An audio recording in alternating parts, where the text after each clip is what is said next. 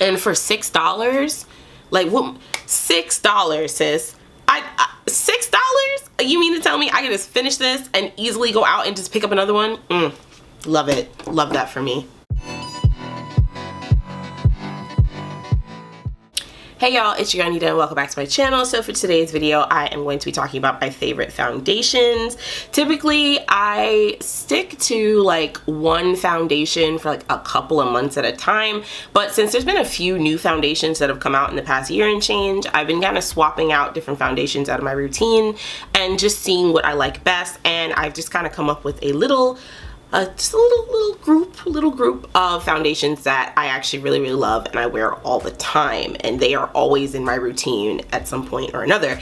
I was asked by a subscriber by the name of Simply C100 to talk about some of my favorites, just to kind of give it a rundown for you guys, because I know for a bop or flop it's not really a accurate way to say whether or not I've been wearing the foundation like long term after I do the review. It just, I'm letting you know I like it, and then that's about it. If you see me talk about it again, then that's how kind of you know that I've been wearing it more often. Like last year I did the Urban Decay foundation bop or flop, and I wore that foundation out. Let's talk about that one first. The Urban Decay Stay Naked Weightless foundation has up to 24-hour wear. I am not a lunatic, and I will not be wearing this foundation for 24 hours, but I have put it to the wear test, and I will leave an eye above so that way you guys can check out that bop or flop that I did last summer. And this has been one of my go-tos ever since. I wear this foundation all the time. I haven't worn it a lot recently because this foundation has a very light to medium coverage, and when I say light to medium, I mean it light to medium. So when you have like a lot of scarring, which now I have, especially on the side of my face, it doesn't cover enough, and that's the bad part about it. Like, it covers, but there's just a little bit, you just want a little extra. But other than that, the foundation wears beautifully on the skin. It wears great long, it has great long wear. I was in the foundation when I tested it twice. I was in the foundation for about 8 to 9 hours both days, and it is so beautiful. It just, I'm gonna put up like some videos on the side somewhere of like me wearing the foundation, probably like Snapchat video. It is on the higher end side, but it retails for $39 at Ulta, Sephora, and I believe also on Urban Decay's website. I am in the shade 70WY, which is number 70. I'm on the, I believe it's the dark, and the dark range, yeah, it's like dark 70 YW warm yellow. And that's one of the reasons why I love this foundation so much, is I talked about in my ColourPop video last week that I have such a problem with the fact that brands think that warm is only red and orange, and I really loved that Urban Decay took in mind that this is warm, and you could be warm yellow, you could be warm golden. Like, I really love that. So they made sure to say warm yellow, and this foundation looks so good on me. I love it so much, especially when I'm having like a great skin day, when like the skin is just like, it's just doing it.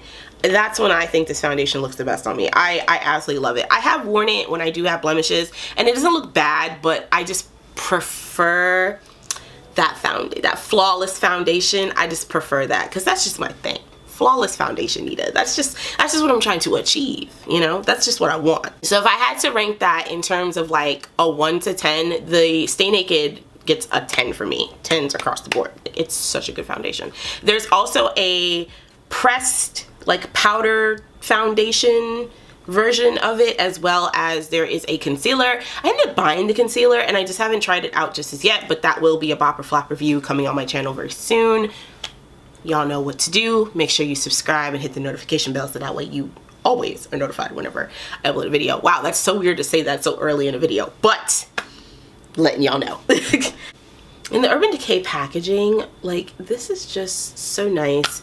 Comes with a pump, of course, because that's super important. But I just thought this packaging was so nice. I think when I bought this was a little more expensive. I think it was more than $39. I'm not positive, but it is just such nice packaging. I love this. The next foundation that is one of my faves is going to be, these are all, the rest of them are all going to be like drugstore. That's like the Urban Decay foundation and the Anastasia Beverly Hills foundation are the most expensive foundations I have in my collection.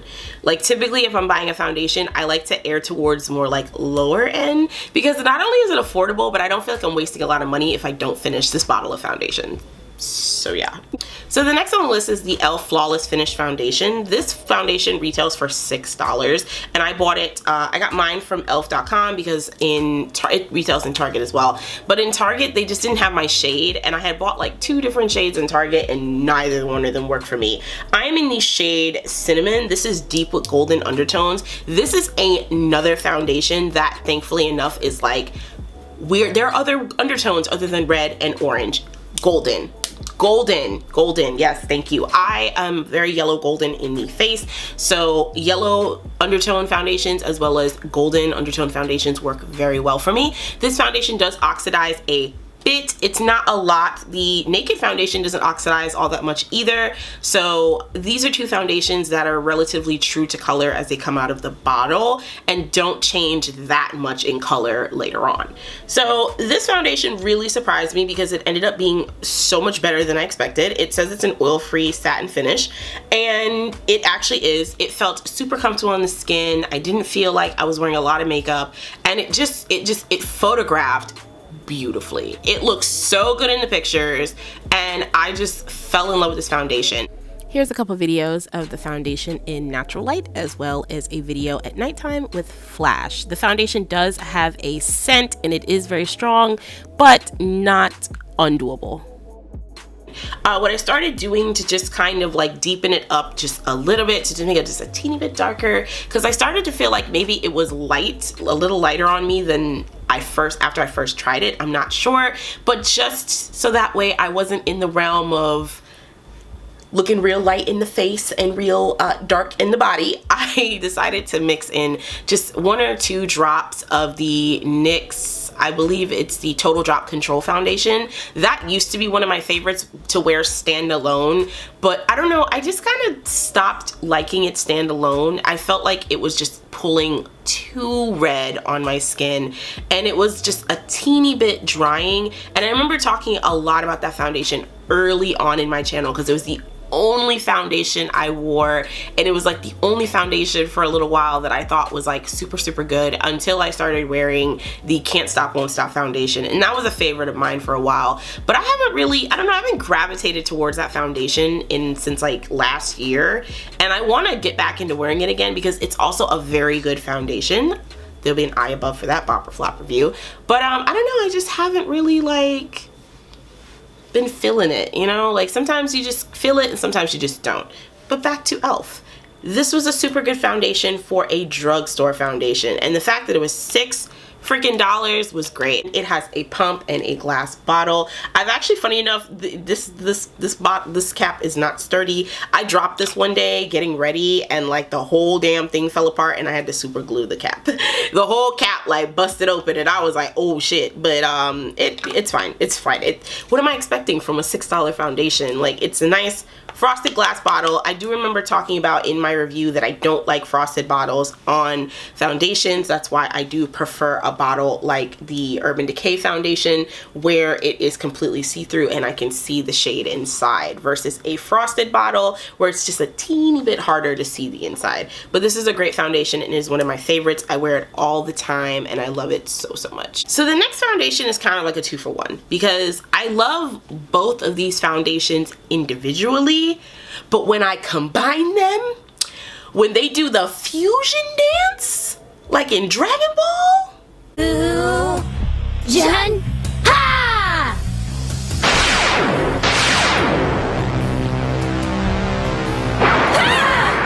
Yes, you're doing it! Whoa, it worked!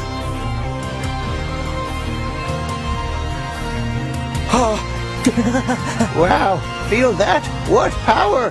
it's just these two are it. These two are the combo that I love so much, and I've been wearing a lot as of recently, and that is the Juvias Place I Am Magic foundation, which retails for $20, and I am in the shade Kampala 340, and the Morphe Fluidity foundation, I am in the shade 420. and this retails for $18. When these two get together, oh man, it's magic. I love it. I like these two foundations on their own. I feel like the Morphe one is just a touch too light, and I mix it sometimes when I want to wear it by itself with the Total Drop Control foundation, which, pro tip, the Total Drop Control foundation is a great foundation mixer. That's really its purpose, is it's supposed to either help boost, lighten, or darken a color of foundation, add a little more of an undertone to a foundation. That is its purpose, but you can wear it stand alone. So I typically always, since I don't wear it a lot on its own anymore, I typically always make sure I keep a bottle on hand and swap it out, so that way I can mix with foundations that I feel are either just a tad bit too light, and that way it helps just bring it right to the perfect shade. So that's how I felt about the Morphe one. I did a Bop or Flop review on this one as well, and I'll either leave an eye above for this one, or actually, yeah, I'll leave an eye above for this one, and then I'll also include in the description box the links to all these videos, so that way if you're watching like on your TV and then you get on like your phone or whatever and you want to look at the description box, then that way you can just click the link from there instead of having to like, I'm watching on my TV, I can't click these links. So yeah, but these two foundations stand alone I really love. I also had a Bop or Flop about this one too. I did have an issue with the Juvias Place foundation in standalone, and that is how oily this foundation makes me. This is the, so let's see, the Pretty Fresh foundation made me far more oilier than the ABH foundation.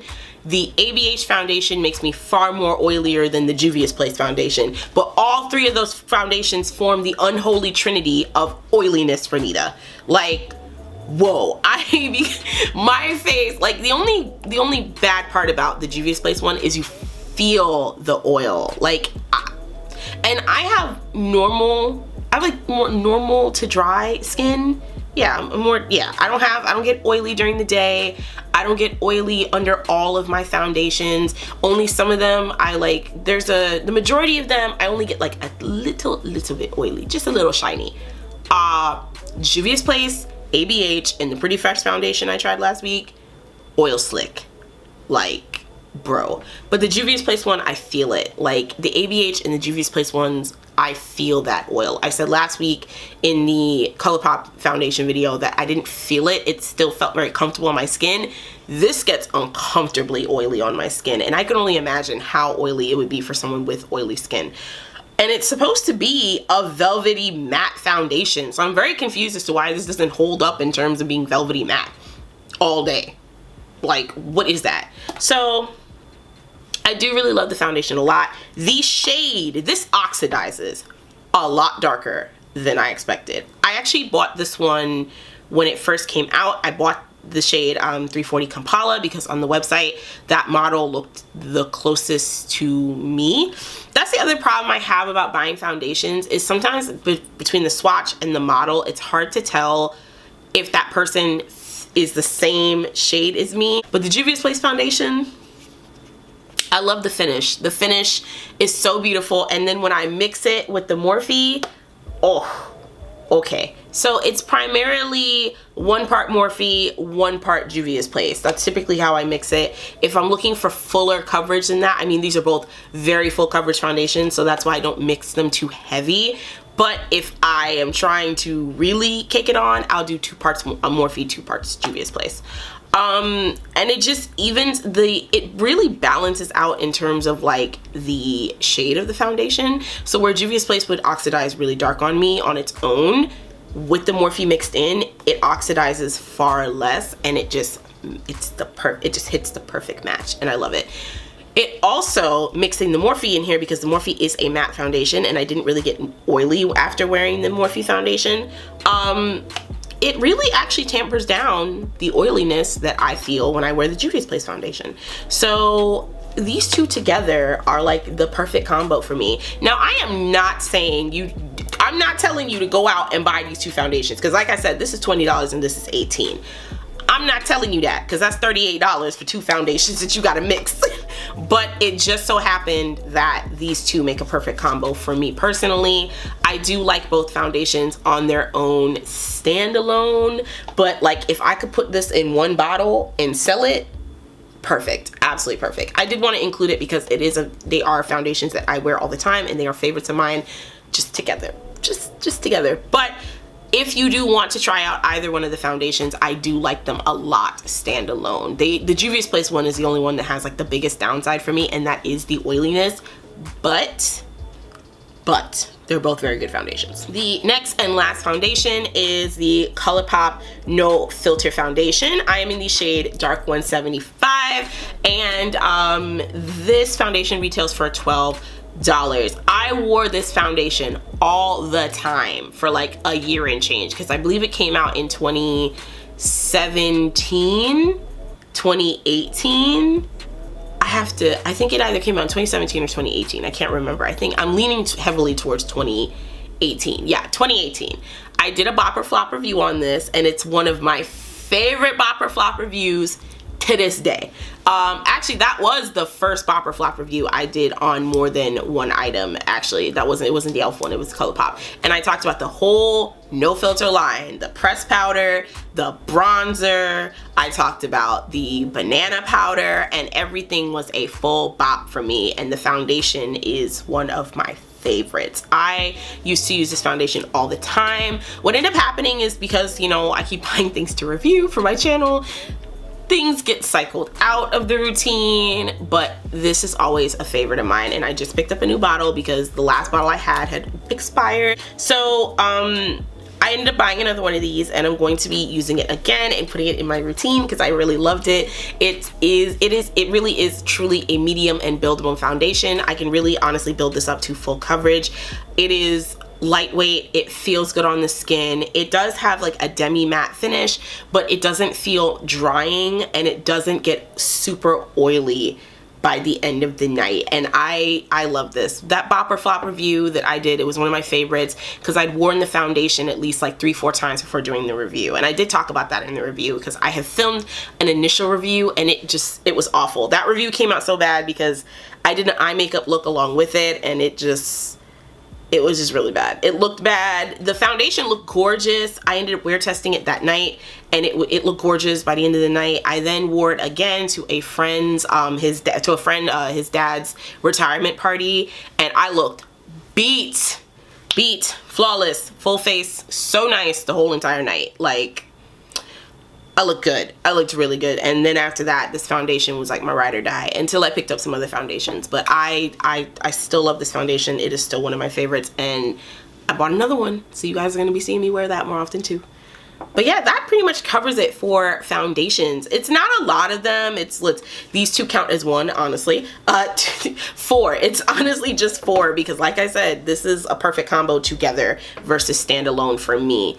And I hope this helped you guys out. Simply C100, I really am really happy and really thankful that you asked for this video, because I've been wanting to make one for a while, but I just never got around to it. And then I kept putting other videos in front of it because I thought maybe you guys wouldn't want to see it. But I'm so happy that you requested it, and I love when you guys request videos for me, because then that helps me out in the process. I know exactly what it is you want to see, and then that way I can move in that direction to better suit your viewing needs. That's just what it is. That's what I'm happy about. That's what I like to do. So if there are any other favorites items you would like to see me talk about in my collection, I would be very happy to. Just let me know down in the comments. And as always, thank you guys so much for watching. Don't forget to like, comment, and subscribe. Remember, I am uploading every Wednesday and Saturday. Wednesdays at 7 p. EST and Saturdays at 3:30 p. EST. Make sure to hit that bell down below so that way you can always be notified whenever I upload. And I'll see you on the next one. Bye.